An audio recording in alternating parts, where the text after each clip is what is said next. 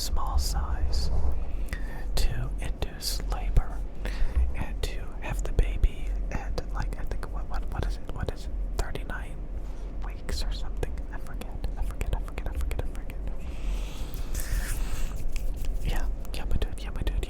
Yeah, my dude. 9 months, what? 10 months? I don't know. Okay. My brain is kind of fizzy. Yeah,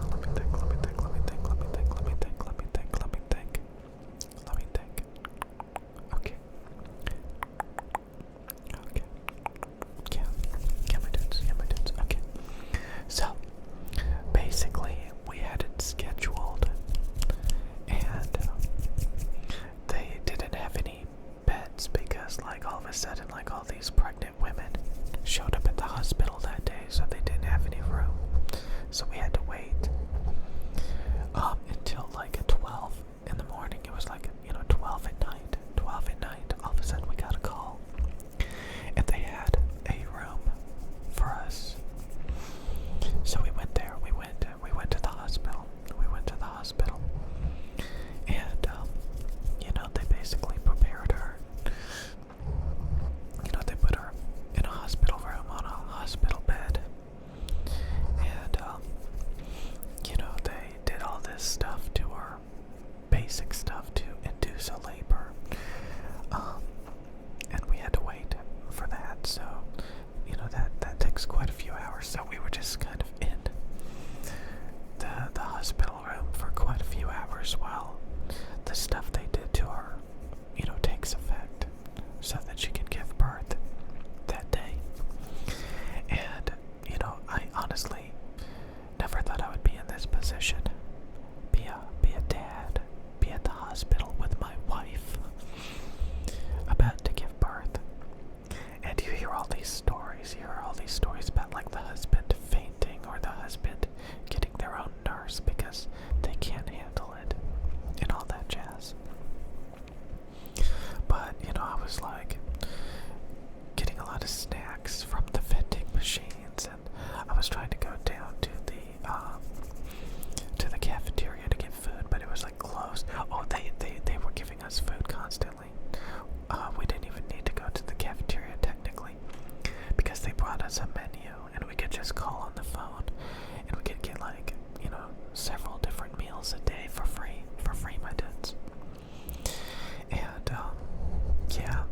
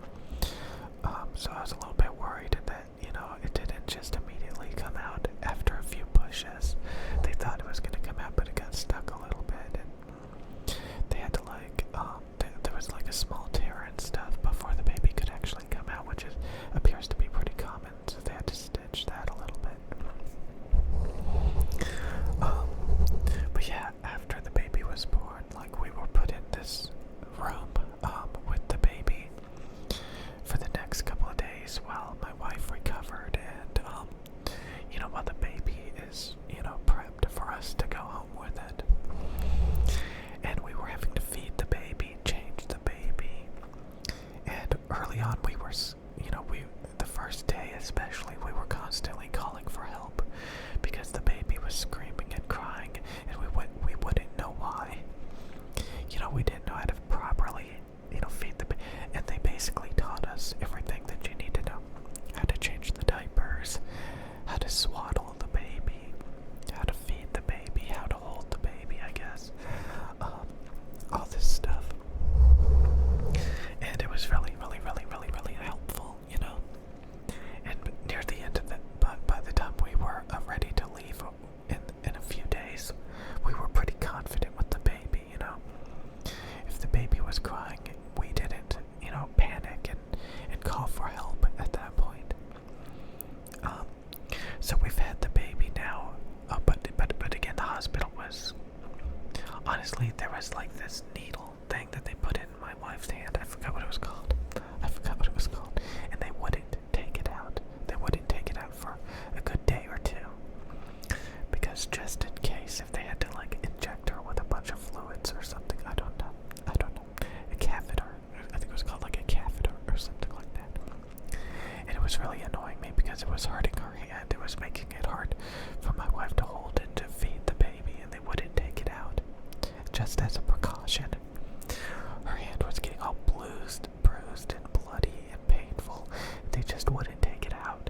They just wouldn't take it out. And, she was complaining that it hurt and she couldn't sleep and stuff.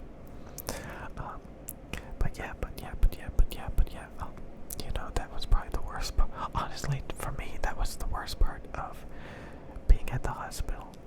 They would not take the catheter or whatever out of her hand, out of her wrist. And she was hurting herself trying to feed and hold the baby, and she was putting the baby first. And she was hurting herself, and they wouldn't take it out. And they didn't even need to use it,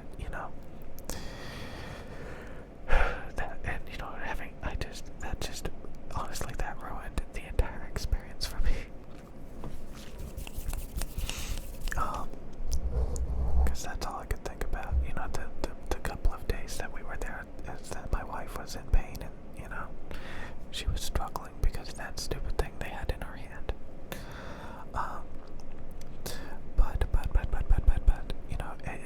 It made it was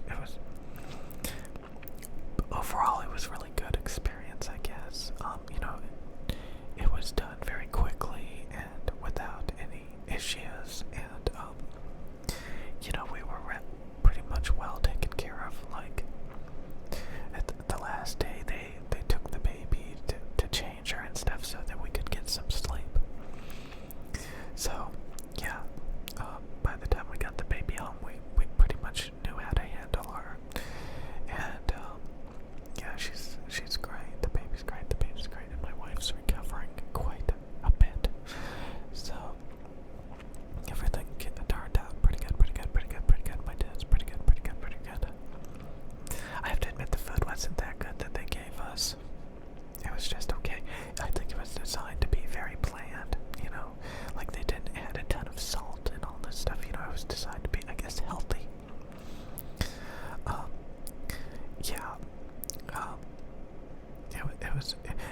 The hospital rooms were actually smaller than I would have liked. Quite a bit, honestly. But whatever.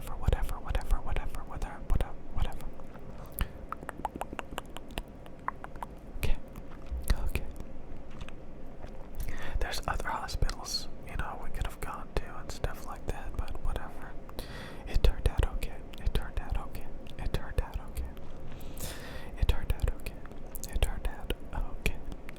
I was satisfied with the experience.